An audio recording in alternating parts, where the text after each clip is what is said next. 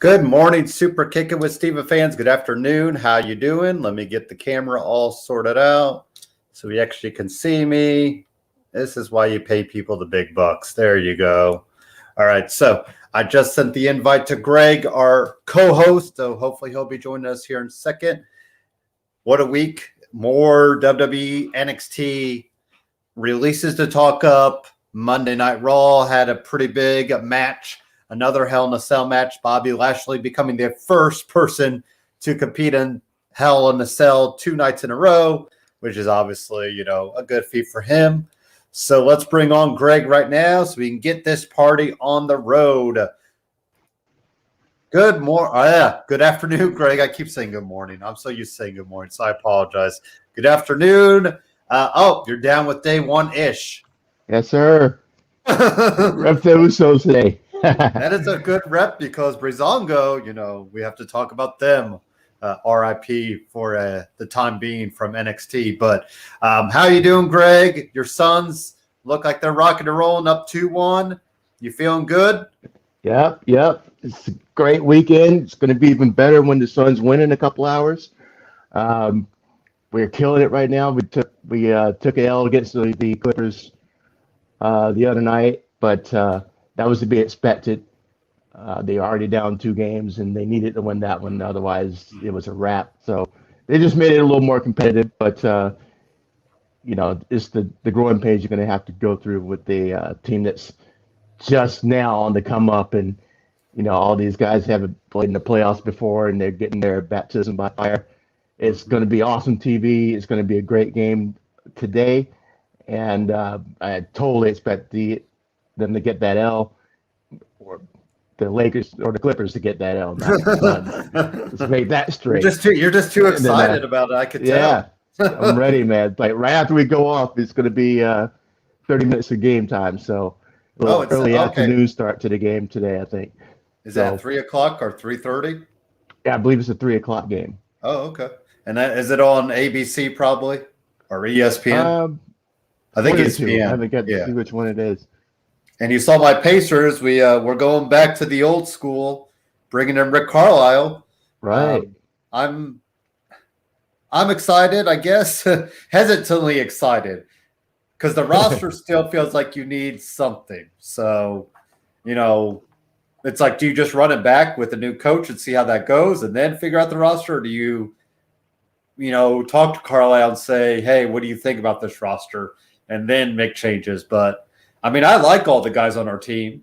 That's the thing. They're all good people. Like, I kind of hate, just like, in WWE, when they release guys, you're like, you hate it because now that we see the guys outside the ring so much, we see more of their,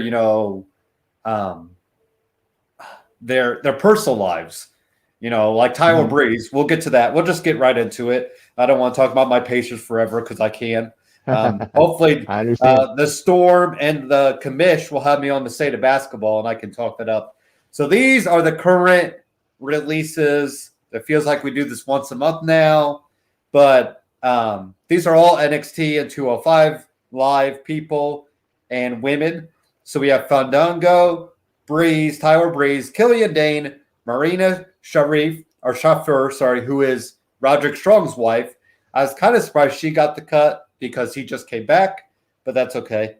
Everrise, who we kind of talked about, we thought maybe, they were on the rise because they do a Facebook thing every weekend. They're getting TV time, but Arturo Ruas, he was on NXT a few minutes, and then he was on Raw Underground for a hot minute. 205 wrestlers, Tony Nese and Arya Davari, which now somebody had said 205 Live has 6 wrestlers on it. So I don't know what you're going to do with that, because they also cut the Bollywood Boys, August Gray, who is kind of up and coming, and Kurt Stallion. I don't personally remember anything of Kurt Stallion. Maybe he was on 205 Live. I know August Gray. The big names are the first 3. Fandango, there for 14 years.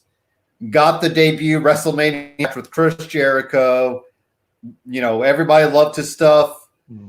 Then went back to NXT and kind of, reinvented himself just like Tyler Breeze. And that's the other one. Tyler Breeze, who's part of Up, Up, Down, Down, on the side. So I don't know if he could still do, because they also cut Jessamine Duke, who's part of that. Now, we have not seen her back on Up, Down, Down, but, so I don't know how that works because they're kind of employed by WWE as well. But, and Killian Dane, I think that's another interesting name because he had been getting some time and some shine, especially with Drake Maverick. You had him beat Alexander Wolf. Wolf's gone the next day, and now Killian Dane's gone. So, and then when you factor in Nikki Cross, who is obviously going to be there for a while because of what she's doing now. Yeah, it's just kind of interesting. And like I said, Everrise, I think we didn't see the full potential of them yet. So any thoughts, Greg, on any of these releases in your own words? And were anything really surprising or what do you take on all these releases? Well, I hadn't heard the NXT releases, so this is the first time I'm hearing it. So some surprises definitely in the that list. Like I said, starting at the top with Fandango and Breeze. I was never a Fandango fan. I thought the character was a little lacking. I liked that they try to give him his shine like right off the bat and show him as a big deal by having him beat Jericho at WrestleMania in his first match. I hated that, but figure if this guy is going to get that push, where better to get your start than in a WrestleMania big match against the big name. So I watched it and I wanted to like it, and the Fandangoing craze kicked off, and that went on for a good couple months with the music and the dance, and I think a T-shirt came out for it, and you had anchor people who had never watched a wrestling match in their life on the news doing the Fandango. So I remember that was a thing for a minute. So he'll have his crossover in the pop culture for that. But after that, it was pretty much all downhill for him until he got back to NXT, and same thing for Breeze. Never did much on the main roster aside from their time with the Fashion Files. Like we said last week, it was meant to be a joke, and it caught fire, and it became a thing. And it had a good run of a good number of months, or maybe better part of a year. And they came back down, and aside from the flashy entrances, the goofy entrances, they've seemed to get better in ring, a little more believable. And I mentioned last week I think it was the Backlash match they had with the Usos that was a 5-star match, and the match that I have never laughed so hard during a wrestling match in my life. And it was just an amazing match. So if you're watching this, go back to the network or to Peacock and look it up, because there's only one match between the Usos and Breezango or Fandango or whatever their name is, but that match was epic.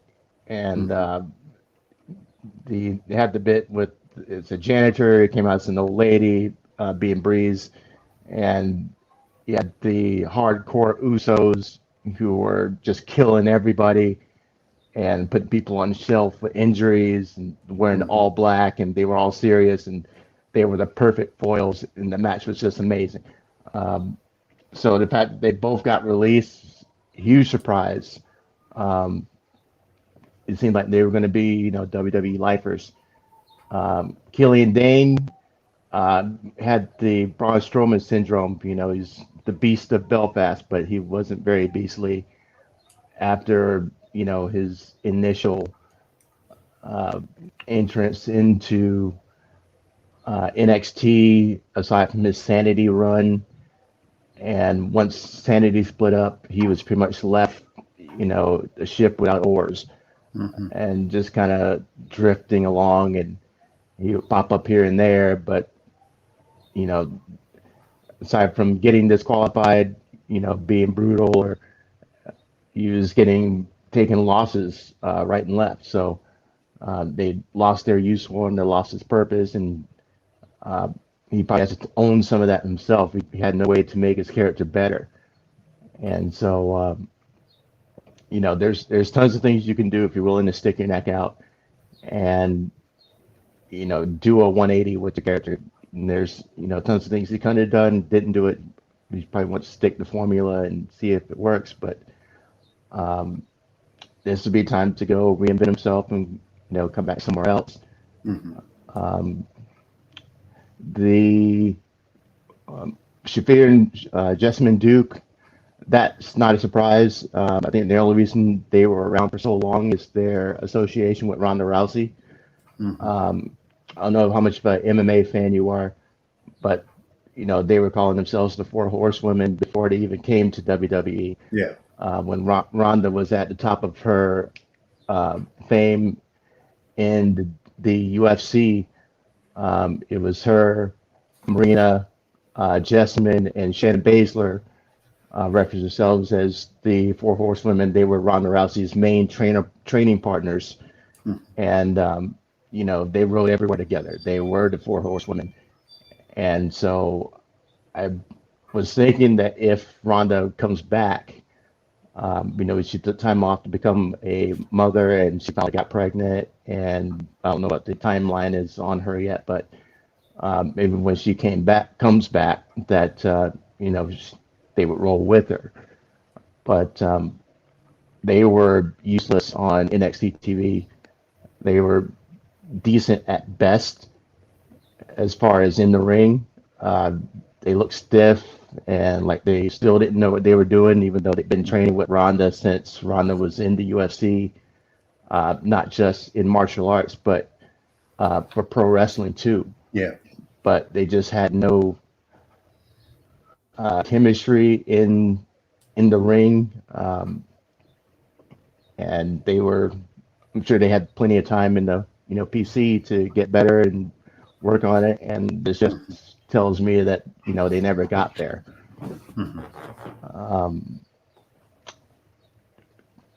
Ruas, then we got Ruas. Yeah, he looked good in the Raw Underground. Because I think he's that type of fighter. I think he's like an MMA type guy, or Brazil, jiu-jitsu or that type of stuff. So it seemed like he was kind of finding his way there. But yeah, go ahead, continue. Yeah.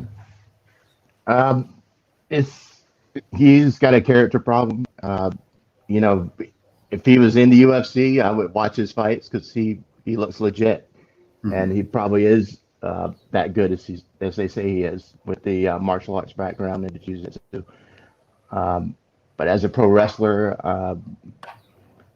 unless you're gonna really hone in on his martial arts and make that the focal point, which they did and they didn't do, he's going to be over the heads of some people, and people aren't going to really stop what they're doing to watch his matches unless they're really that good, and they weren't. So he's just kind of wrong place, wrong time for him.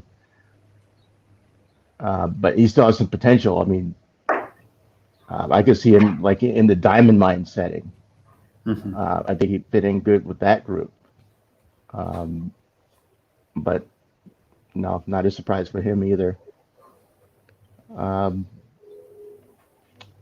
Anything on 205 Live? We had Tony Nese and Ari Daivari. I think a lot of people mentioned they were, if you had Cedric Alexander and Buddy Murphy like as the top, and Mustafa Ali, you kind of had Daivari and Nese as the foundation.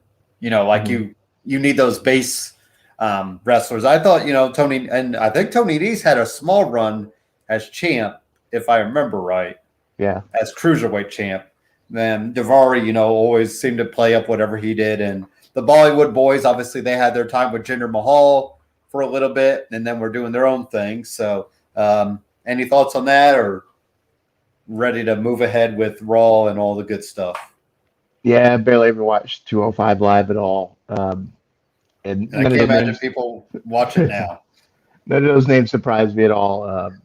They gave Tony Nese his little shine with his little ab showing gear, and once you see it once or twice, you're like, okay, I get it. Okay, keep it moving. So I'm surprised 205 Live is still a thing. They need to just funnel those guys over into NXT and onto the main roster and add some depth. And and I'm hearing they might be doing NXT Evolve, so you wonder if that might just collaborate with 205 Live, because like we said, somebody looked at their roster right now and it's 6 wrestlers. That's not. I mean, I guess if you have an hour show a week, that's probably enough. But what can you do with that? So, I like you said, I think the Killian Dane, I'll be interested to see what he ends up doing. I feel like with him and Nikki Cross probably settled here in America. I think he's just going to have to try to do his best there. Maybe Impact Wrestling and kind of start, there. But and then Tyler Breeze is the name. Him and Xavier Woods had really good posts, and Xavier Woods is like, we'll still keep connected through games. So I wonder what that might mean for Tyler Breeze. But moving ahead to Raw. So today's show we'll kind of do Raw, SmackDown, NXT, and then we'll preview AEW because AEW is on tonight. So that's kind of the head. Dan joined us there for a second. He said, "What's up, gentlemen? Glad to see Dan." Camera. There we go. So good to see Dan in the chat. Of course, you can always chat it up with us. I haven't seen the guy that wanted us to talk old school in a while.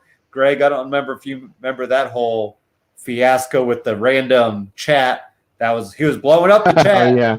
He kept asking about NWA and old school wrestling, but he hasn't been back since. So I guess we lost our one commenter who was in the comments. But so let's look at Raw. We had first Bobby Lashley out there talking up all his accolades and his winning. And then we had the New Day come out there and want to toast him by throwing pieces of toast at him. So we had Kofi Kingston challenge Bobby Lashley for his title at Money in the Bank. So that's official. Lashley said, "Hey, I'm ready to beat up your partner, though." And he wants to take out Xavier Woods, which we'll kind of go to the end. We'll start at the end, and then we'll find our, fill in the blanks. But so Lashley, Xavier Woods fought in a Hell in a Cell match. So we had 2 Hell in a Cell back-to-back for Lashley. He's probably feeling it that Tuesday, but I thought good segment. It built up Kofi to put him back in that title scene. You still have the MVP playing it up because that's very intriguing, I think. Where does MVP lie? Does he turn on Bobby Lashley finally? Does Xavier Woods? I mean, you never know. It could be something different for Xavier Woods to do for a little bit. Does Kofi just bite the bullet, kind of like Jimmy Uso, and join up with Lashley and MVP? So there's a few moving pieces. I thought the Hell in a Cell match was fine. It really did give a nice shine to Xavier Woods. I mean, he's really showing up that he could go in the ring and, he can sell the hell out of stuff. And especially that last shot where you just had, Lashley having him in the hurt lock, and Kofi, Vince Russo said, why did Kofi not climb up the cage and get in? And I'm thinking, first off, it's a cell. And this is Vince Russo, and I hate that I watch his stuff, but when he says stupid stuff, I feel like I have to watch it so I can comment on it. But right. He was like, "Bro, I don't know why Kofi didn't climb." And I get it. Yes, we could climb the cage, but then you have to get inside the cell. It's what, it's going to take up a pair of pliers up there and start, jumping down from there. But anyways, I believe Vince Russo did not watch it, which pretty much says all he needs to say. But I thought a really strong match. It's kind of short and sweet to the point because it was the end of the night, but it gave shine to Xavier Woods. It probably writes off Xavier Woods for a few weeks, so then that way you can really sell this. But I thought the beginning of the night and the end of the night were pretty strong in selling that Kofi Kingston wants to go after Lashley, especially with taking out Xavier Woods. So, Greg, what were your thoughts on all, the beginning segment and the end segment? Then, like I said, we'll fill in the blanks of the rest. Yeah, I really enjoyed it. The opening with, Kofi reintroducing himself, the promo, the whole business with the toast. Ha ha ha. It's still funny, pelting MVP and the ladies with the toast. It was, good gag. Uh, and when they called out Xavier Woods, I was like, okay, give us a match we haven't seen before. And we know Woods can go on his own, but in a legit match, and then he invokes the cell. It's already there, may as well use it. That really piqued my interest. So the match was really good match too, and it's one of those matches where you look good in defeat. You know, and it reminds me of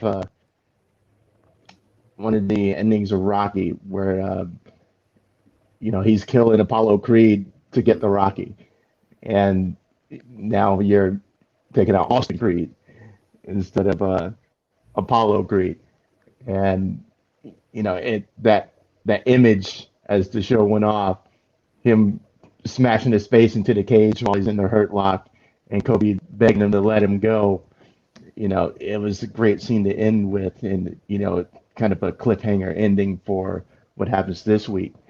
So I loved it, both ends of the show, and now we know who the bridge guy is. The bridge guy being the person who's going to fill in that time between now and when they get back into going back to going on the road. Mm-hmm. And it's going to be Kofi. They're going to have a few weeks of great promos, great those opportunities where not having real matches, but getting the best of each other. And, he's going to be a good bridge guy to usher us back into live crowds. And he's going to be somebody that people can get behind and root for against the monster heel. And, are we going to get an upset? You can't automatically say no. It's Kofi. So I like what they did right there. And like we said, I think it's, if we can pull off the MVP aspect, which way, because he keeps talking up Kofi. So, and like you said, I think it'll be good to have that Money in the Bank. Like, we had WrestleMania with Drew and Lashley, but this will feel like a full crowd, Fort Worth, I believe it's Fort Worth, Texas. So we'll kind of really see, because that's, to me, I don't know if I think of that as a wrestling town. Like if it's Chicago, New York, Miami, Dallas, LA, like those big. So it'll be interesting to see how the crowd does react, in a live setting. So, and then that next day after Money in the Bank, we're on the road to SummerSlam, and they want to try to build it up. So that's really going to be the telling. What do you do with Lashley? Because if you don't do Brock, I don't know where else you go.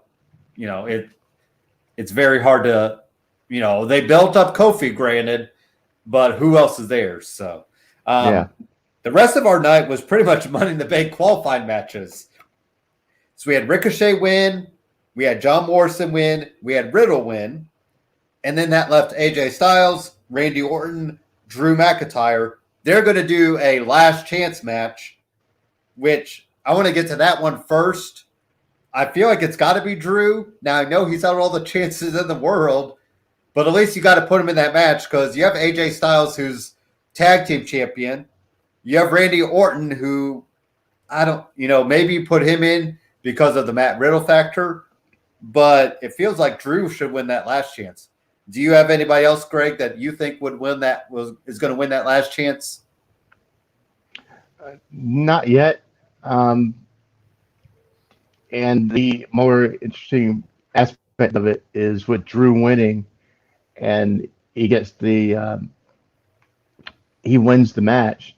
Now he's got the Money in the Bank contract, but Lashley's a champion. So what do you do? And it's a great dynamic to put in there because the stipulation's already hanging there. And now what trumps what? You agreed to it, and you took the L, and Lashley's still champion. So when the briefcase, everybody's going to be left wondering. So you wonder if for that storyline by itself, if that's worthy of of putting it on him.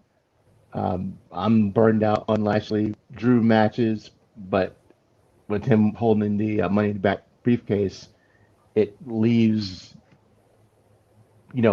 potentially months before we have to revisit this again. So it could come back up, at WrestleMania or, on the road to WrestleMania. And, now it's fresh again because it's 6 months down the road, at least 6 months down the road. And so, yeah, it seems like Drew's going to be, the guy. I would love to see a first timer get it. I like it. They're finally making Ricochet strong again because he's just been a punching bag for everybody lately. And I'm a big Ricochet fan from NXT, and I wasn't aware that he was Prince Puma from Lucha Underground. As if I need another reason to go back and watch those matches again. I was going to say, now you have a reason to go back and watch to kind of see how much, and I'll kind of see how much he is how different or how this, how much alike is he? Right. Is he doing some of the same stuff as Prince Puma? Is he doing some stuff as Ricochet? So, yeah. Now with Drew, do you think people will get Drew burnout if he wins that briefcase?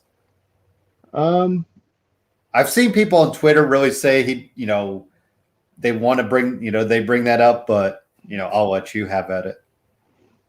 Yeah, it's been just so heavy with Drew and Lashley that I know I'm not the only one who feels burned out on watching those matches because they just inundated us with it over and over and over and over again. But if it carries over into next year and there's the last 6 months of action with them involved with other people and it rebuilds that steam, put them back on a collision course with each other, then it could be fresh again. So right now, yes, we're definitely burned out on it.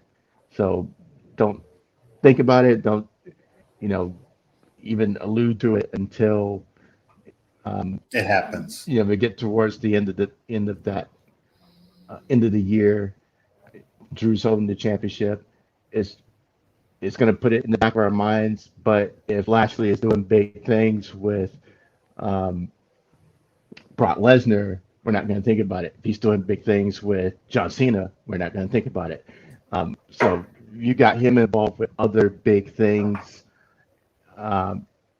You can have Drew over here on the side with his contract, as long as he's not popping up on the stage after all of Lashley's matches going, I'm watching, then it could be fine.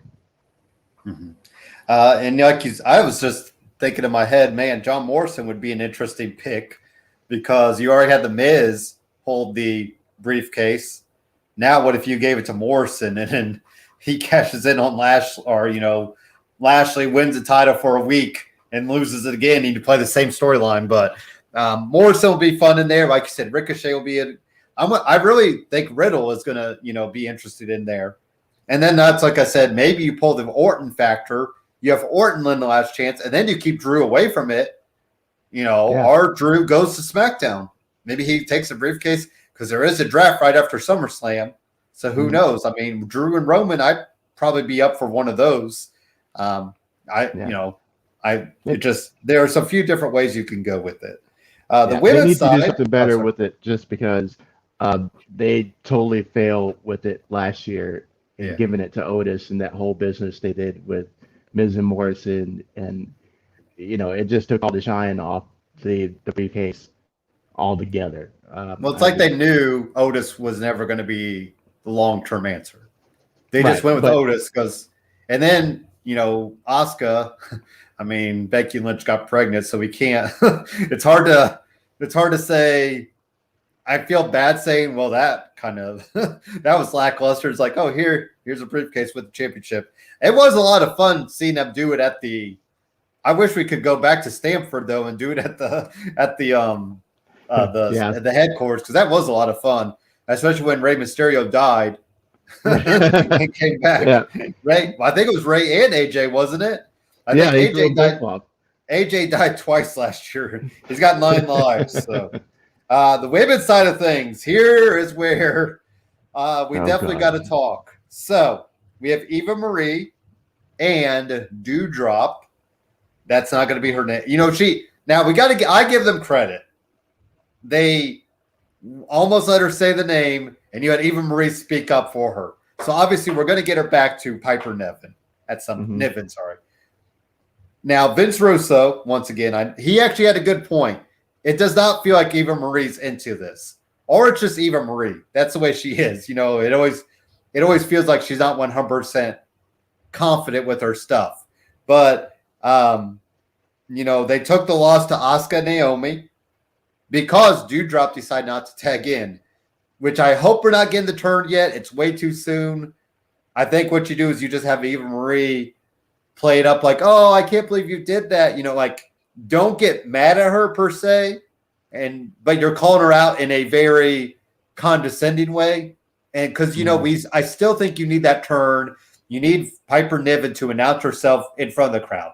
I think that's where it's going to do. So, you know, they eat the L. I don't think it's a big deal personally because I could see a little bit of the forest before the trees, if that makes sense. And then, hey, we get Naomi in the Money in the Bank ladder match, so she'll do something fun there. We get Asuka in there because Asuka needs something to do. But obviously the bigger story is Eva Marie and Piper, a.k.a. Dewdrop. But, you know, I saw some people say it's a lot of body shaming. Well, I think we did that with Nia Jax and Alexa Bliss already. So, you know, the whole bowling angle and Nia Jax overcame that. So I feel like you're going to play up Piper Niven, overcoming that, you know, not body shaming by Eva Marie, even though Eva Marie did do the whole, like, look her up and down gig. And even the camera kind of zoomed out on it. And that was a little telling, but, you know, so. But the bigger story is Eva Marie and Dewdrop going at it. So. Yeah, I agree. It was an interesting, you know, choice of names. And it reminds me of Tori Amos. I don't know if you know who she is. She's a famous piano player, kind of alternative. And I'm a huge fan of hers. I've seen her live a dozen times, literally. She's amazing in person. And it gave me a flashback because for a segment of her show, she would do some of her retro songs from, you know, way back in the day. And the stage would change and she would name the little lounge she'd set up the Dew Drop In, DEW drop in, and then the play on words is in, you know, Dew Drop In. So when they call her Dew Drop, I was like, okay, that's weird. And Piper had that same look on her face. But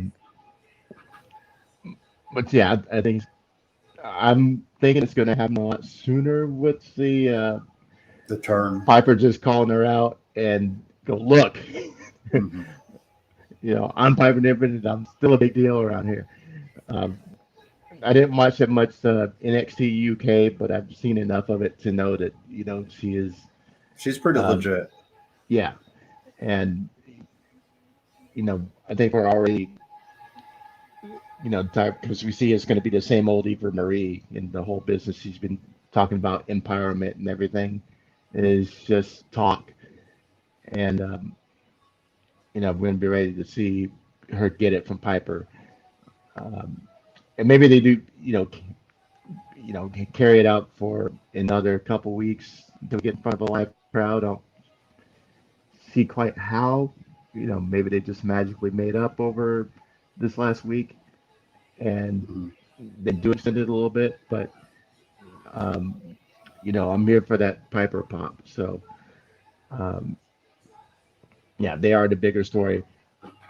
Like you said, Naomi's going to be doing some of her you know, gymnastics in the match, and you know, they need her for that. I'm still not happy with what they're doing with Asuka. She just totally lost her edge, her swag, and she's in there because she's Asuka. So she's getting the achievement award right now by being in the match, but they have no purpose for her. She's almost in Nakamura land. Like, yeah, you're just kind of there. And that hurts my heart because I love Asuka to the death. So I want to see her. I want to see my Asuka back. Not this watered down version they've been doing to her.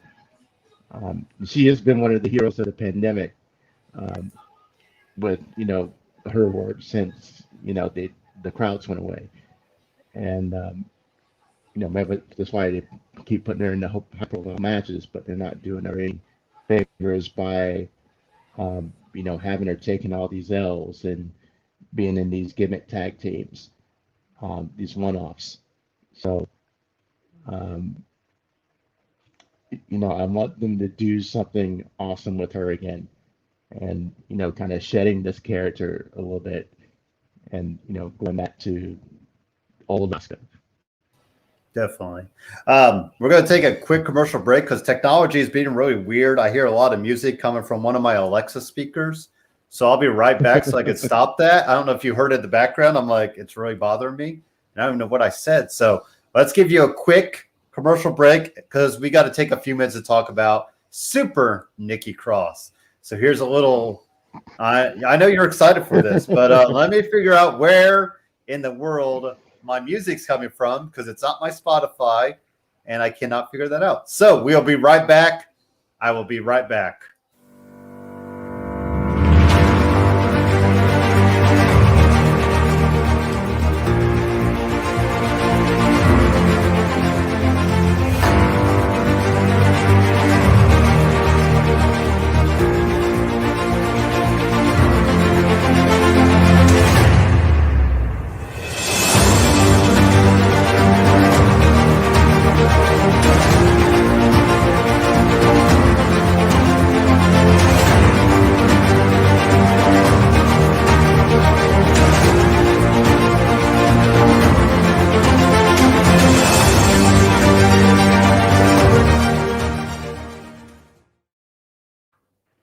Sorry about that random. Well, we paid the bills on the Elite Performance.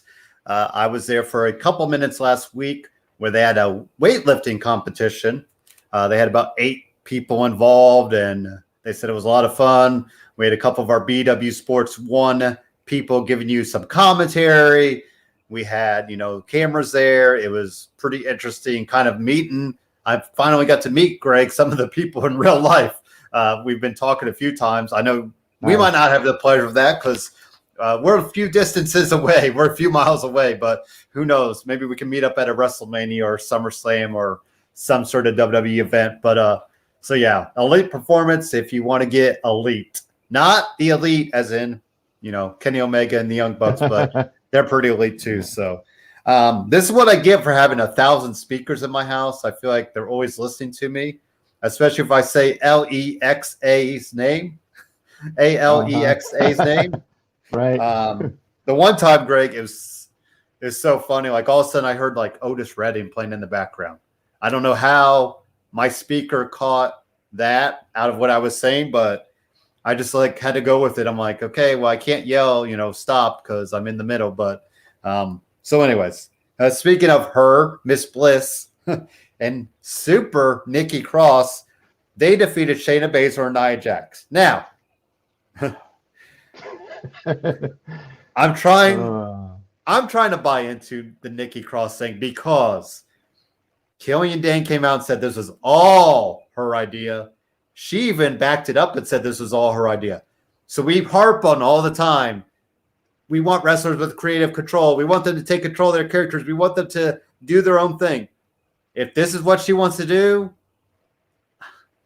more power to her. It was just a weird, I don't know. I don't know. It just seemed like it came out of nowhere. I get she kind of played it up where I've beaten Charlotte a few times. I've beaten Rhea Ripley, so I feel super, on Raw Talk. She's like, I know I'm not a superhero, but I feel like one. So I'm like inching slowly, like, okay. And like I said, if this is all her idea and Vince was like, "Well, go with it." I mean, what can I? Is it the best idea? Probably not. But at least they're giving her the chance to run with her own creation. I mean, she showed artwork that she had worked with somebody to work on that gear. So I feel bad. It'd be like me and you, like if somebody came on our podcast, like, well, you guys are doing your own thing, but you suck. You know what I mean? Like, I don't want to poop on it too much yet. And I really want to give it the benefit of the doubt because that's their livelihood. So, it is what it is, as they say. But do you have more sophisticated words to add on, Greg, about Super Nikki Cross? Oh boy. I knew the longer she introduced her character change that it was going to be horrible. We're hearing the I can do it, you can do it speech way too many times between Eva Marie and Bianca Belair and now her. Every woman lately has been doing the I can do it, you can do it spiel, and it's just becoming watered down. And okay, I've heard this all before.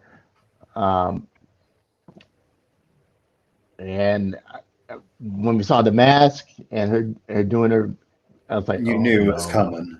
Yeah, I knew it. And when they finally panned out and we saw the whole bit, the costume and everything, I was like, wow, and not in a good way. I'm like you. I'm like, okay, I'm gonna give it a chance.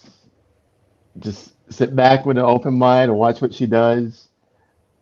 Initially, I'm like, I hate it because I remember, I keep bringing her up, Sanity Nikki. She's long gone, Greg. She's long gone. I know. Sanity Nikki's over. I need to get over it. And no. And now she looks like a yellow jacket. It's I don't know what they're gonna do to enhance what she's given us now. They're gonna bring in the Hurricane as a sidekick. Mighty Molly. Right. Maybe. And that's probably more the thing. Mighty Molly worked because you had the Hurricane. You don't really have anybody Alexa and Nikki were a team before. So I kind of like that whole, like some people said, maybe it is almost like the Joker and Batman. Maybe you have like the Joker and Batman teaming up. But that's what I was thinking, a good versus evil kind of thing, because you have Alexa, her fiendish side, and superhero Nikki is just going to come down to a clash of cosmic forces, good and evil going against each other. Maybe that's where it's going to go, because Nikki doesn't have superhero powers, but she has the look of it, and she believes it. Maybe she's immune to being hypnotized. I don't know. So I'm gonna give it a few weeks and see what happens. See what they can do with it. I don't see it right now, but who knows? Stranger Things have gotten over, Papa Shango and the Boogeyman, and just if you present it right and give it enough thought, it could work. So initially, I don't like it, but I'm going to reserve judgment and give it, a good month to see how Super Nikki, or whatever they call her now, is going to shake out. But I'm not optimistic yet. Maybe if they put her against Alexa Bliss and have the time-told test of good versus evil, maybe it'll work. So, but I don't see where it's going with this yet. And you have Molly Holly working as a trial run as producer in the back, so maybe she could kind of work with Nikki to tweak it and give it some, and Hurricane. I believe Shane Helm, is backstage too. He's a producer, so Maybe those two could probably work with her and try to, like you said, tweak it. Maybe, and you still have Alexa Bliss who plays a playful side too, so you could almost have it work with Nikki, time to time. So Alexa, she's going to be one to watch though in Money in the Bank. Does Nia and Shayna get involved in there? We already had Nia slap Reginald, and then he almost slapped her, but she stopped him. So you got that playing up. But so we pretty much have Asuka, Naomi, Alexa Bliss, and Nikki Cross in Money in the Bank qualifying matches for the women's side on Raw because they're doing 8 people. I want to get into SmackDown side because I don't know what women is going to be in it from SmackDown. We got, I don't know, Greg. I did my research for once, and here is the current. We'll kind of get to women. So right now, I'm looking at the women's SmackDown side of things. We got Bayley, Bianca Belair. Obviously, they're tied up. Carmella, who officially is in there because she just got announced. Isn't that funny, too, that on Raw, the women have to fight for their spot, but then on SmackDown, you have Sonya Deville saying, oh, you're in. You're good. Like, whatever. So we got Carmella. We have Liv Morgan, who beat Carmella, so she'll probably be in. Here's a funny name, though, Greg, that is on the SmackDown women's roster right now. Maurice. Okay. So she won't be in it. You have Natalya listed on SmackDown. You have Paige listed on SmackDown. Obviously, she won't be in it. You have Sasha Banks and Tamina. So essentially, we have Natalya, Sasha Banks, and Tamina on the SmackDown side of things. I bet they're going to put Natalya and Tamina in there. And it's kind of dumb because they're tag team champions. Any champion shouldn't be in there. Right. Intercontinental, US, NXT, Cruiserweight, whatever. But I don't know what is Sasha going to show up? That's the thing, too. Sasha, she must really wanted a downtime because we keep saying, oh, she'll be back. Then she doesn't come back. So I don't know if she'll just, right now you got Carmella and Liv Morgan that we know will be on SmackDown. But what other 2 women on the SmackDown side of things? Because, I would hope you're going to even it out. I thought, too, it'd be kind of cool if you added an NXT person as a wild card. So maybe you do 9 people or you do 7 or what, like lower the number. But, and it, especially if you thought somebody was going to be ready for the next step. But so, Greg, what do you think? Is there any other woman that you want to put in this match? Because like I said, we're going to put Carmella's in. We're going to put Liv Morgan in next week because she just beat Carmella twice. So, that's the SmackDown side of things as far as Money in the Bank for women's side. Hey, we already talked about him. Maybe to make up for what happened last week, Eva gets her and Piper put into the match. And that's where Piper has her breakout moment. They get to the end. It's the 2 of them. And Maria wants her to just eliminate herself. And she flips it on her and throws Eva out. There you have that storyline in there. And they're not tied in with anybody else. And we can give Piper her moment. So, like I said, the cover's pretty dry on the SmackDown side. So, why not throw those 2 in there? Well, that's the thing. I wonder if he'll do a last chance type match. And whatever women are left, I know we don't like cross branding, but at this rate, I feel like you almost have to. Or does Nia and Shayna get involved in there somehow? Like, yeah, the SmackDown side of things, like, it's so weird to see there. Like, they have Stephanie listed on there, Sarah Schreiber. They have more announcer women. Kayla's on there. Oh, God. Elise Ashton. So they have 3 women announcers listed on SmackDown side of things. And you literally have Bayley, Bianca, Carmella, Liv, Maurice, Paige, Tamina, Natalya, and Sasha. That's it. Like, our women, they need to either call up some women. Like I said, Io Shirai, she's so ready for the main roster. I know we were worried about what might happen at the main roster, but at this rate, like you talk about depth, you almost just need her just for depth. But I'm really going to be interested to see. Sorry, go ahead. I think Maria Menounos is calling right now to get into the match. Yeah, I'm sure.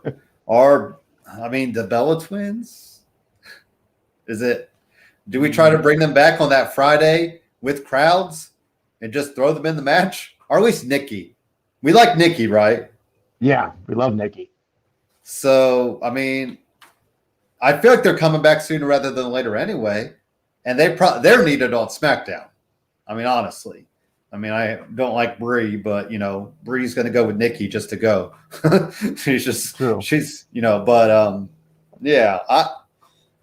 was kind of looking. I'm like last night. I'm like Carmella and Liv Morgan. Like that's it because we got Bayley and Bianca involved with each other, so I think they're going to get a rematch. But because we did have the beginning of the night, Bayley, Seth Rollins, Bianca Belair, and Cesaro. I love all four of those people. I feel like they got good chemistry together. Cesaro and Seth Rollins, we know their history outside the ring. I think Bayley's done some workouts with them as well, so we know Bayley's history. This Bayley stuff makes me think of the Finn Balor stuff with her and Finn Balor back in the day. That was such a fun team, just to kind of, the mixed match challenge that they did, and just the personalities. Like that run of NXT, I still remember there's the good times that, like after the night, like they would just, show cool stuff. But that was a good little match. We had the coronation of King Nakamura. Nothing much to talk about there. He didn't even talk. You just had Rick Boogs do it, and then, I guess we could talk about Baron Corbin. Are we just going to get emo Baron Corbin? Can he grow out his hair again, Greg, and just have like one little strand, like Spider-Man when he was all black? Are we going to get emo Baron Corbin? Because he's pulling the tears, and Kayla was even feeling sad for him. So, any thoughts on Baron Corbin? Where does he go? Raw. Time for overhaul and going back to, or they're elaborating on his post-King character. I don't know if going back to just lone wolf Baron Corbin is going to be enough. He needs a whole overhaul. Yeah, and I think that's what we're going to get. Maybe he disappears off TV for a bit and appears after the draft, repackaged. And but I think they're going to do something. He's going to be off SmackDown and out of the King role and out of that whole frame of mind and back to doing something else. Maybe something more metal and more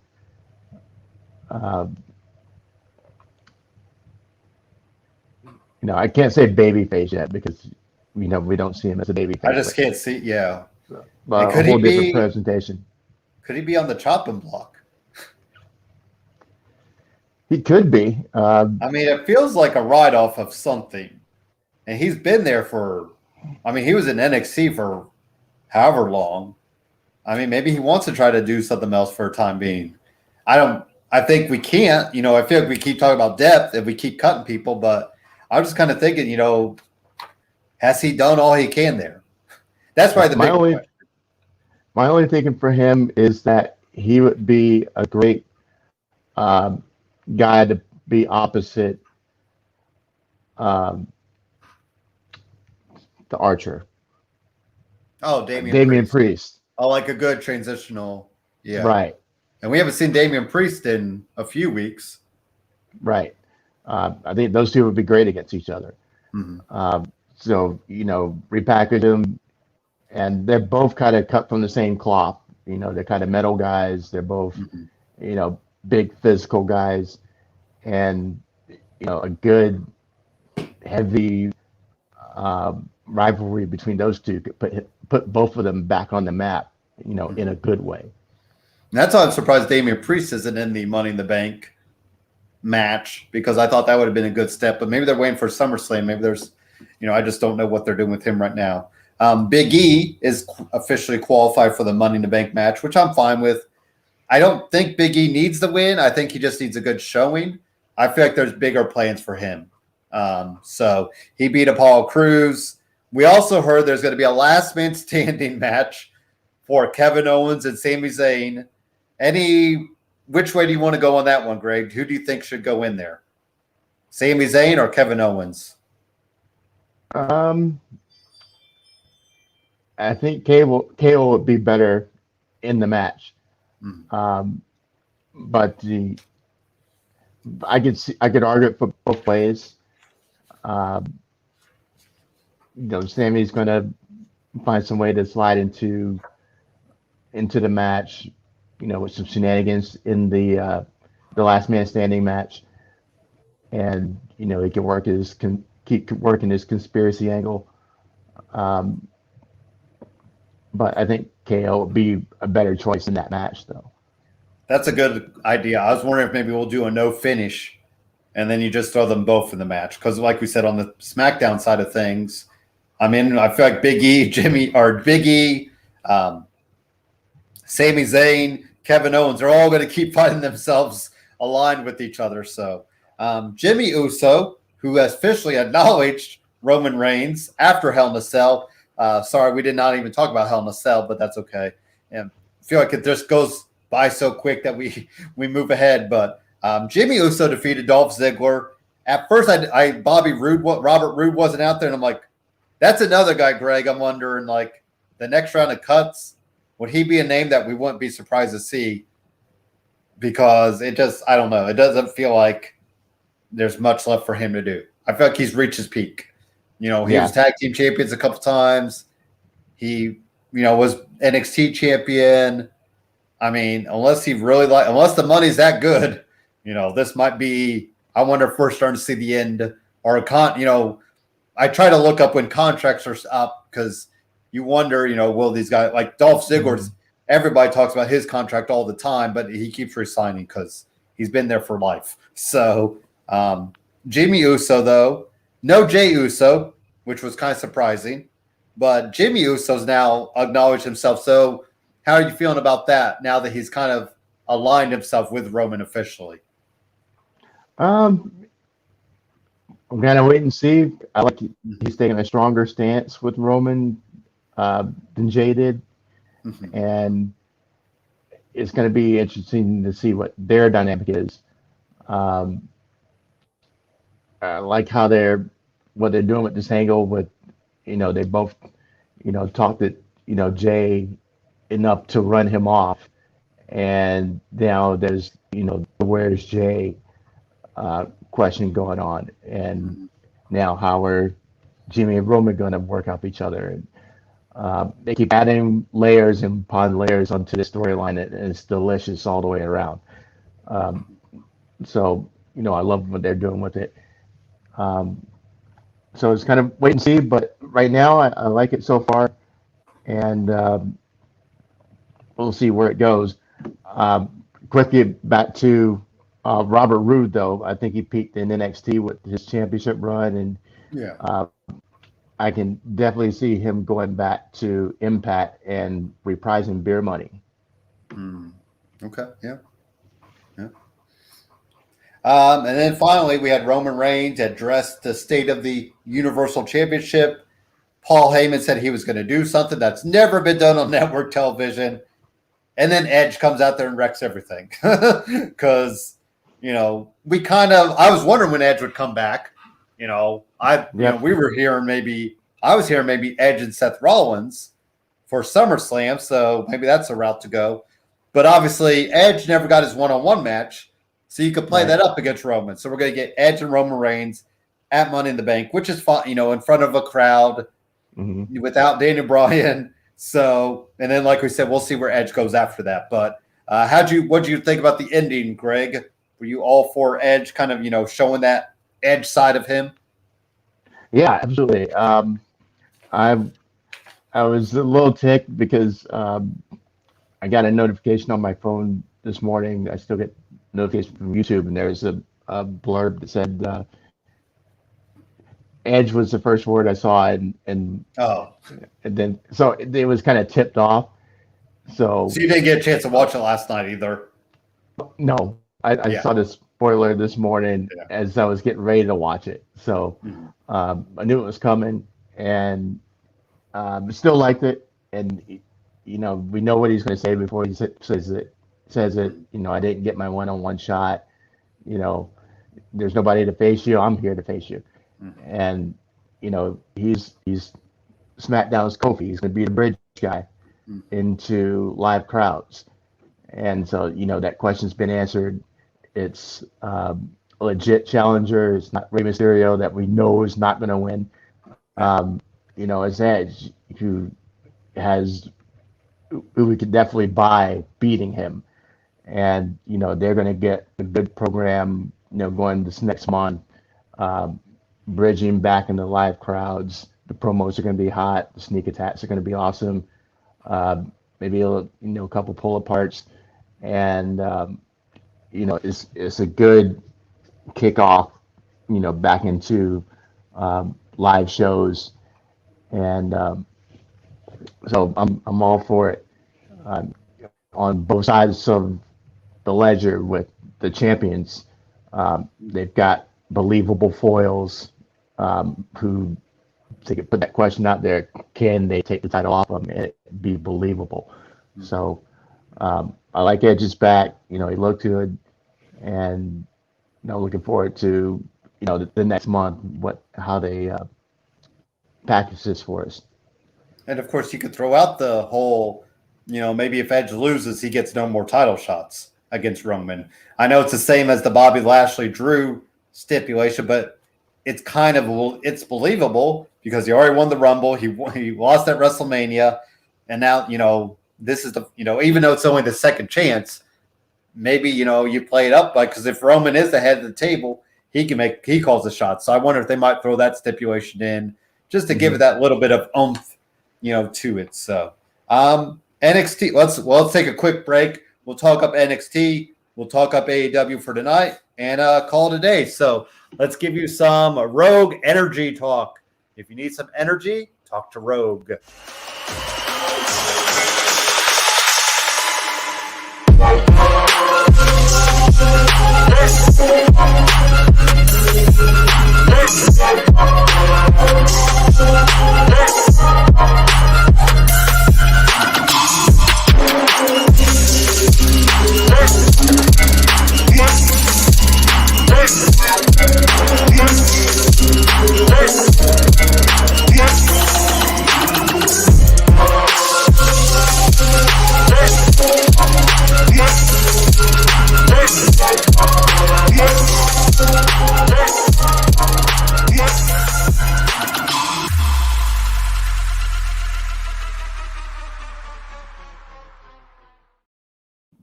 Rogue energy for all your energy needs. NXT, we saw some stuff happen there. Adam Cole defeated Carmelo Hayes.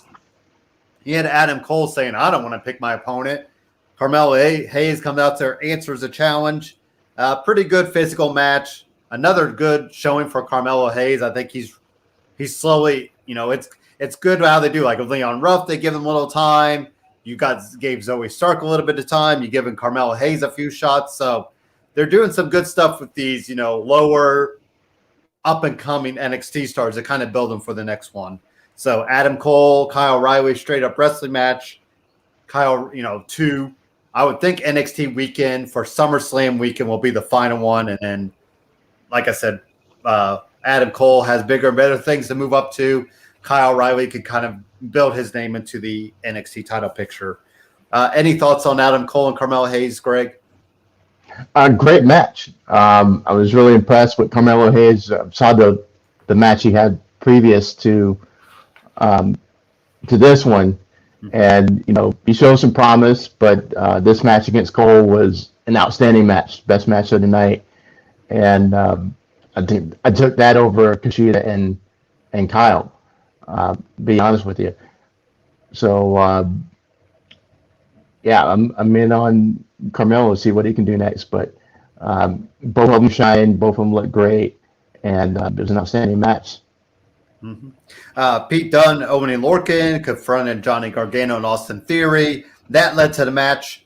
We have The Way defeating Pete Dunne and Oney Lorcan. We better be careful because The Way is going to turn babyface before we know it, especially if we're putting him against heel teams.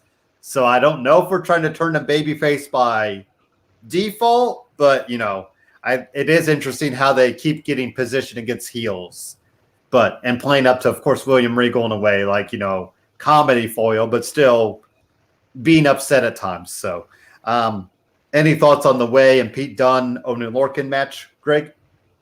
Yeah, I was thinking the same thing. Is that it looks like they're trying to turn them in the baby faces, and I totally buy what you're selling right there. The match was a great match, and I'm curious to see which way they go with them, because they're facing off against Cross and Pete Dunne, and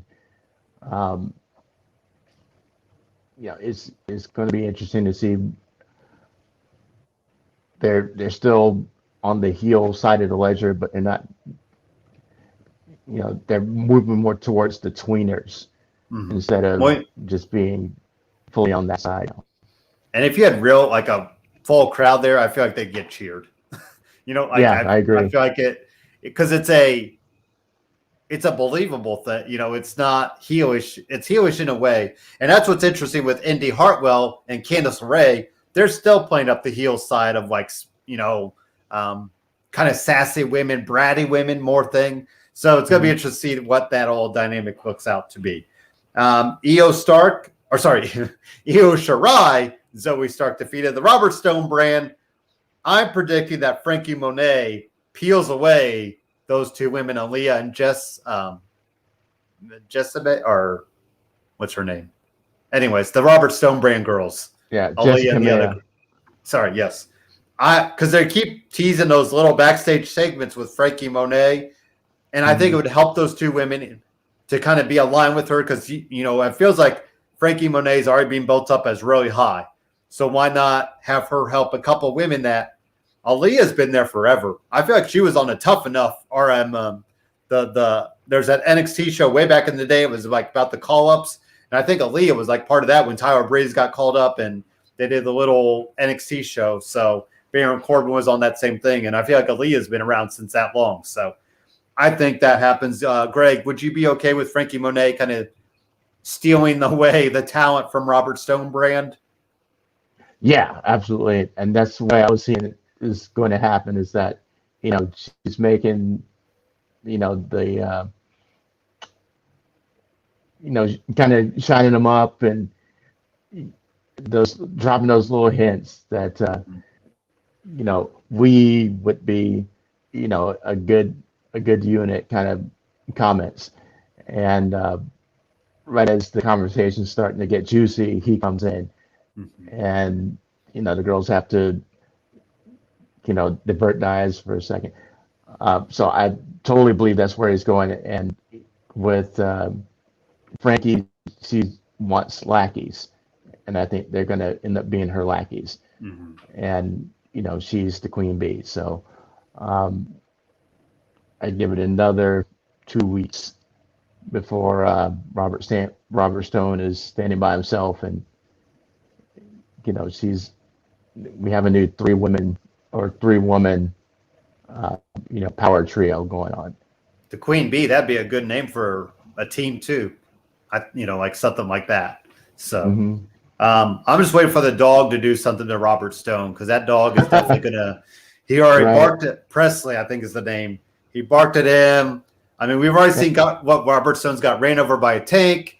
He's got shot at with that tank. So, why not just, put a little padding on his leg, let the dog, grab his leg once, and then that's the final call. Put the dog suit underneath I don't know. His suits fit pretty tight, so you might not be able to put anything underneath, but have some get the coat. But that Presley the dog is going to be the one to turn on Robert Stone here soon. Right. We already had the dog poop in the tank. That is true. Remember that? Yes, the dog did. Yeah, the dog did poop in the tank. It is a heel dog. I want that tank. I would totally drive that tank around. I've looked a couple times on online, and some people have found the version of. I'm like, shoot, I would totally rock that out. That'd be a nice birthday gift for me in this on November 8th. The shots keep that in mind. No. But yes. So Io Shirai, like I said, Io, just go to the main roster. It's time, girl. You've done all you can. I know we might be worried about what's going to happen. I think if she goes to SmackDown, she'll be okay for the time being, but it's long overdue. Hey, look, here's my dream right here, and I thought about it, and it hit me last week after watching Raw and my hot Asian girlfriend Asuka, and what they're doing to her. That EO gets a call up, and while Asuka's in the ring, EO comes out, and they kind of face each other, and it's Asuka before and Asuka after. But EO representing Asuka before with, she's got the mystique, she's got the, she's got that look, she's got that, it's just oozing off the screen, and everything she does and says, you're glued. And now you have what Asuka is now, and she looks at her and had what happened to you kind of moment, and whether she slaps her or she yells at her in Japanese, not loud Japanese, but so subtle, and it kind of snaps and her just into walks off. Right, and then we get much more serious Asuka. The Asuka's gonna kill you, Asuka. Back. That's my dream. We have a moment like that, or maybe it takes a rivalry between the two of them to bring it back. But that's what I want, is for EO to show Asuka what she's become. A shell of her former self, and that brings her back. So that's my dream for Asuka, and for EO. It'd be a great launching point for her to face off against Asuka, and those two have a set of killer matches, and it propels both of them into the moon, to steal from Cameron Grimes. So to the moon. Well, they just fired a writer, Greg, so maybe you need to step up and apply. Hey, did I'm you all hear about for it. Real quick side note, did you hear about that writer that was fired because she was talking up how she was hired without any knowledge of WWE, and she didn't even know the champion's name. She's like, I think his name is Bobby Ashley or what? And she said this in an interview, which, first off, has there been people hired underqualified or, not knowing the product? Sure. But you can't say that. That'd be like us saying, well, here's NXT. I didn't watch it, but here's what happened. Like, we watch the product, we give our thoughts. Like, we can't, I'm like, come on, woman. Like, she was a comedy writer is what I heard, which is, like I said, if you want to bring in different writers from different avenues, that's fine. But, you got to watch, have some professionalism, like, about your job. But, if you don't know the champion's name, like, come on, so she was part of the cuts as well. So I'm sure she'll get hired somewhere else, but still. Back to NXT. Speaking of guys gone, Hit Row defeated Everrise. They really just love to just beat people and then they're gone. Like Alexander Wolf was gone. Hit Row looks like they're going to be going after the North America title. They look like they're going to be the next big thing. We still haven't seen, is her name B-Fab, I think is her name. The woman, I think. Yeah, I don't remember what her name is. But we haven't seen her wrestle. She's nice to look at. Yeah, and she's tall. Like, those legs go on forever. So I'm ready to see her wrestle. We've seen all three of the other people wrestle. I want to see her do some stuff. So, and then Kyle O'Reilly defeated NXT Cruiserweight Kushida in a non-title match. But the big story was Diamond Mine, which is Roderick Strong with a nice, freshly shaved head. I like that look on Roderick Strong because, like we said, it's all about changing your look. Tyler Rust, who was with Malcolm Bivens, and then I believe the other guy's named Hideki Suzuki, which I don't think we've seen him on TV. So I was pretty in for it, especially with Malcolm Bivens. His Twitter is ridiculously fun. So if they could just give him the mic and let him go, I think he's going to, be the mouthpiece for this team. Finally give Malcolm Bivens, that shine with this team. I think it's going to be something to watch. So But it is interesting, Roderick Strong leading the group because he's always been a side piece. You know, he was Undisputed Era. He was, you know, kind of the side piece to Pete Dunne before he joined Undisputed Era. So this will be interesting what Roderick Strong can do as a leader of a team. And then that Hideki Suzuki guy, like I said, I don't even know where he came from. I'm going to be interested. I hear good things like from Twitter and whatnot. And then Tyler Rust seemed to be like that. You know, if we're talking like evolution, almost like the Randy Orton, the young guy that's, you know, moving up. So, Greg, some thoughts on everything that happened at the end of the night. Oh, and Adam Cole attacked Kyle O'Reilly, so I forgot about that piece because that was bound to happen. So, yeah. Great ending segment. The match was great. Like I said, I favored the Cole match slightly above Kyle's match, but they were both great matches.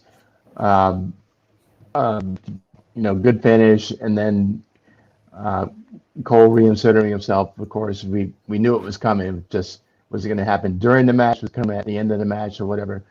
You know, at least they let them come to a decisive finish between Kyle and Kushida before Adam Cole got involved. So we got treated to a great match between those two, and then you know, Cole sparks the anticipation for the pay-per-view with by jumping him. So we had to go back and forth for the next couple of weeks, and then Diamond Mine. As again talking about those little vignettes. The vignettes plus the spoilers that picture. Here is Diamond Mine, and I was like, no, and I closed my eyes before I scroll past it. I didn't want to see who it was, and all I knew it was three white guys. But you know, I've seen one match Tyler Russ had on NXT, and I don't know anything about him. Totally had no idea who the Asian guy was, and Roger Strong and Malcolm Bivens, and I remember Malcolm Bivens was the one who brought in Indu Share into NXT, and then they went up to main roster, and they're Jinder Mahal's guys now, which is not a thing anymore. It seems like right, so they don't have anything to do with those guys. So it seems like Malcolm Bivens just brings guys in and then they disappear.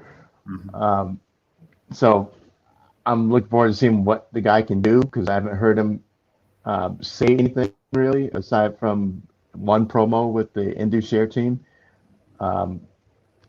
So if he's that good on the mic and, you know, get the guys over, I'm here for it. And you know, just the look of Diamond Mine, they look legit, and I want to see what they can do.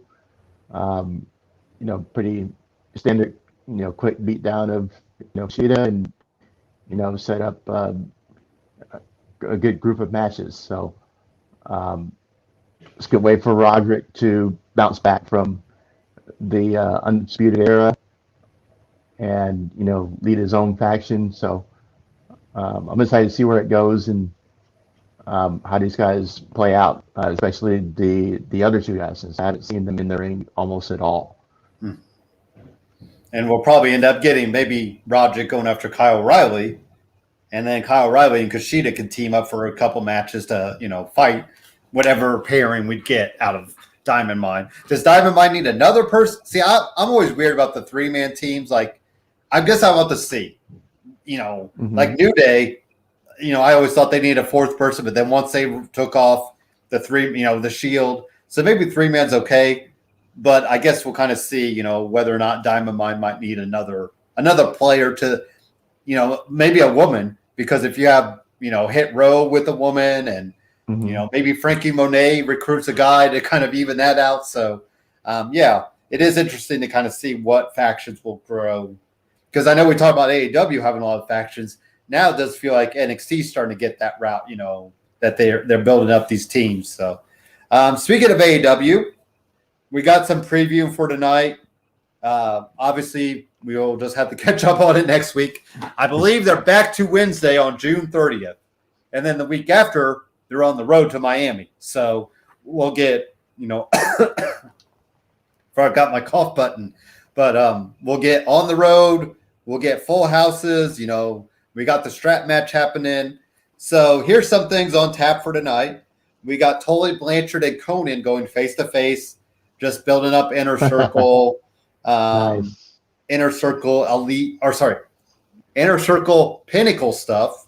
Because like we said, those teams are going to fight till the duel, till the end. So all ego Ethan Page will go against Bear Bronson. I've seen Bear Country a couple times. I think this is going to be a good win for Ethan Page. Scorpio Sky probably helps him win. Then maybe we'll get Men of the Year against Bear Country, next week or a couple weeks. So any thoughts on that match there, Greg? Or I was kind of going to just move ahead. Hey, well, first, anything Conan's involved in, I want to see it. His moment in the bar fight, Stampede is him as the DJ, and it was so great. I've been watching Conan since WCW, and he's one of the OGs. So this little face-off he's doing with Tully, I'm excited to see what happens with that. And I had this glory days with Santana Ortiz back in LAX during the time when TNA was super hot. Right. And then as far as the Bear Country angle, I've seen probably the same couple matches you did with those guys. Haven't seen anything before that. They look like a good team, and so. But yeah, we're really building up the Men of the Year, and I'm with you. I think Page gets the win, and sets up a good tag team match between both squads. Mm-hmm. Chris Statlander with Orange Cassidy is going against the Bunny. I know you're a big fan of the Bunny, right, Greg? Oh yeah. Now, how about Chris Statlander? For me, Chris Statlander, I was like, I don't get it, but then I'm getting it. It's like Orange Cassidy. So I really like Chris Statlander personally, and she's number 4 ranked right now. So I feel like she's just building that momentum that's kind of under the radar. You talk about improving and she had that horrible knee injury, so she was out forever. It felt like now the best friend stuff. So what were your thoughts on the alien Chris Statlander, Greg? Are you a fan or not a fan of her? I'm a fan of her. It's just after seeing, wasn't a fan of the alien gimmick, but after seeing her matches, I'm like, okay, I can buy into it. And the metamorphosis of Bunny from the alley days of TNA has been impressive because I've seen it go the other way, like really badly. So I like what she's doing with Bunny, and so it's 2 extroverted characters going at it, and both clearly defined as heel and baby, and makes for a better match. We know who we're supposed to be rooting for, and how to take the chaos that's going to ensue from it. So just be a good match, because it's not a match we see every week. It's not a match. We usually don't see these women during the same hour of the program usually, and now they're going to have a match. So I'm curious to see what happens with it. And I would like to see maybe the Bunny pull off an upset. I think Chris Statlander I think she could eat an L, but I do think if they're talking up her ranking, she's probably going to get the win. So we'll kind of see how that goes out. Matt Sydal is going against Dante Martin. I believe he's part of Top Flight. Dante Martin, and then I think his partner's still injured, because I felt like the partner's been out forever. So hopefully his partner gets back soon. And then Matt Sydal's brother is out too. So I guess we just got to put these guys in singles, because there's not much else to do with them. So Hangman Adam Page going against Powerhouse Hobbs. Actually, this is number 2 versus number 4. I didn't even know Powerhouse Hobbs was that high, but Could we see Powerhouse Hobbs getting the upset over Hangman Page? So I think Hangman's another guy. He could eat an L, but because we know where he's headed. I know you don't watch BTE, but this week on BTE, they did a little segment where they had the AEW World Title in Hangman's vision. So that's kind of where they're going. But could Powerhouse Hobbs pull off an upset just to kind of, slow down Adam Page a little bit? He could, but I don't think he will. But just because they're still going hard on the friction with Team Taz, that I think there may be some shenanigans that they go for that Cage screws up, or he goes to hit him with a chair or whatnot, and he stops him from hitting him with a chair, or something they're going to do that's illegal that he stops from happening, and that's the cause of Hangman getting win. That's true. Okay, yeah. So it's going to be a continuation of the implosion of Team Taz and Cage's turn to a babyface, and eventually facing off with Team Taz. So for that reason, I got Hangman Page winning the match. If it wasn't for that angle, I think they'd be trying to get Hobbs over. That's true. But for the sake of this storyline, I think it's going to be Hangman winning and laying more groundwork for Cage breaking off. And then finally, Kenny Omega against Jungle Boy in the AEW World Title match. Shenanigans galore will happen in this match. I think that's all we can. Do we see Kenny Omega winning a match without shenanigans in his run as champion? No. I mean that. No, it's are you now? How about always this? Something. Then the second. So the follow up would be: are you okay with him winning that way, or would you like him to win a couple matches as a heel, clean? It's they're sticking with he's really too over the top as far as everything he's doing as champion. He could be winning these matches and winning them with the shenanigans in the middle, then he gets a clean finish.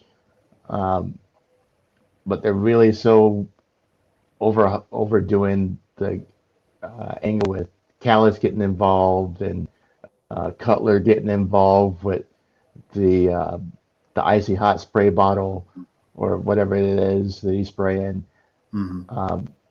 It's too much, and I think these two are going to have a really good match that could be great if it wasn't for all the stuff that they involve in his matches. I think it's only a matter of time before they start taking apart the whole belt collector angle, and he starts, he loses the TNA title and the AAA title and all these that I see it's on the horizon. Because it feels like it's kind of running its course, and it's too early for Jungle Boy to win without a live crowd. I think it'd get over really big if we were already into live crowds being back. But we know that's the reason he's not going to win it. But maybe he'll win by disqualification.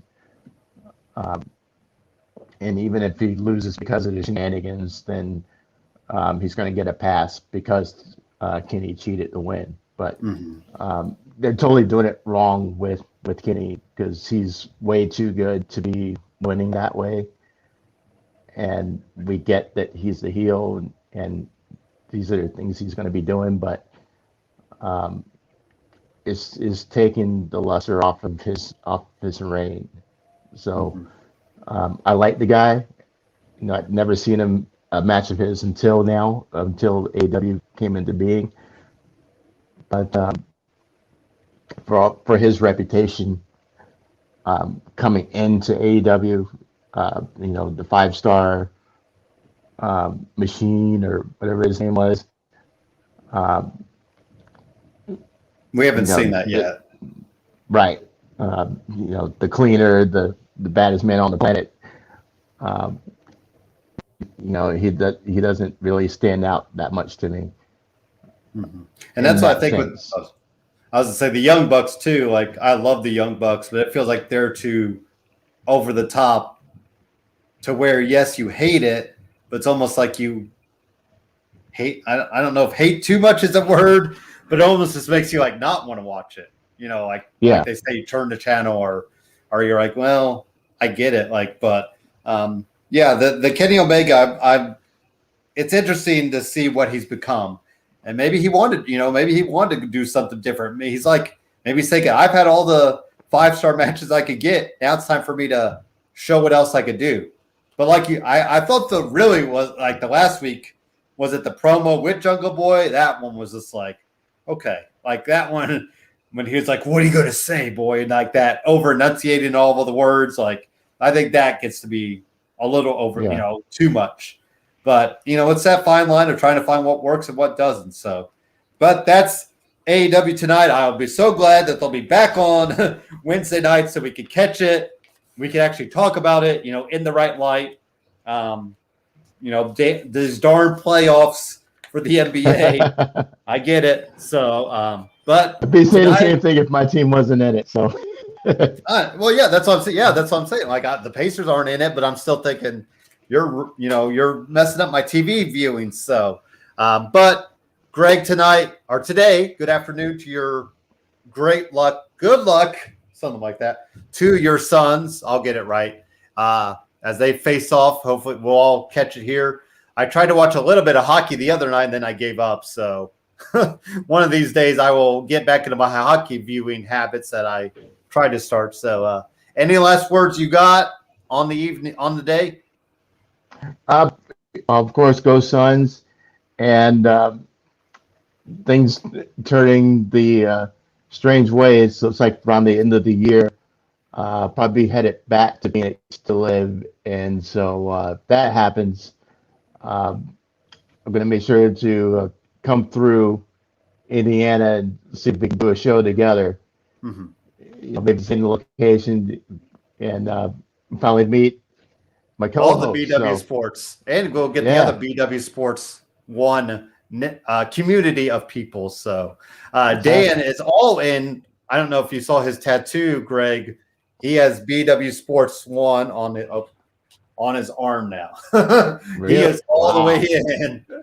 He's the Cody Rhodes of our network. I'll have to share that picture with him one day and show him Cody Rhodes. So, but yes.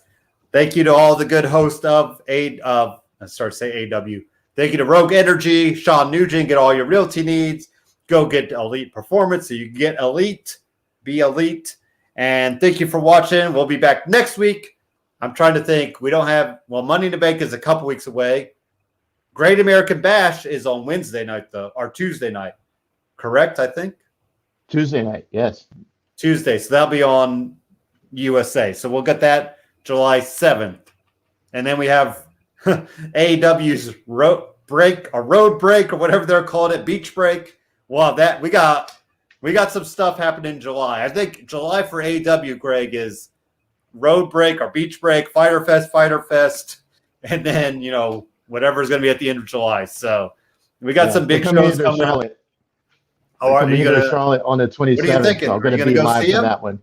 You're going to go see it? Yeah. Awesome. Just because, it's the new thing. I haven't seen those guys in person. Most of them anyway. I've seen Jericho in person, but like the rest of the roster, I haven't seen them before. So it should be an interesting environment and pretty cool to see. I made it to 2 AEW shows. I believe they had 2 shows come through here. So the cool thing to do is there's sometimes meet and greets beforehand, Greg. So you have to check those out. It's usually about $30 for it. It's only like I saw Hangman Page. And they also had Jungle Boy with Luchasaurus. So sometimes it's like 3 people, but that might be something you'll want to, look ahead as well. Because like I said, $30, get your picture, meet them for a couple minutes. So it's kind of cool to see. So, but thank you for joining us. Go check up all the other shows. The state of basketball is moving to Sunday afternoons. Checkers and Records is on Sundays afternoons. Quantum Positivity with Monica on Tuesday nights or Tuesday afternoons. I think I've seen her. Wednesday night, they have the State of Football or Wednesday day. We need our whole schedule. One of these days, I will ask Dan for a schedule. He wants to put his schedule behind us so we can just point right to it. But we need the official schedule for BW Sports because we got a lot of stuff happening. And on the road to live fans, I am so excited to be back with people in person, seeing those shows. So thank you for joining us, and talk to you guys next week. Have a good one.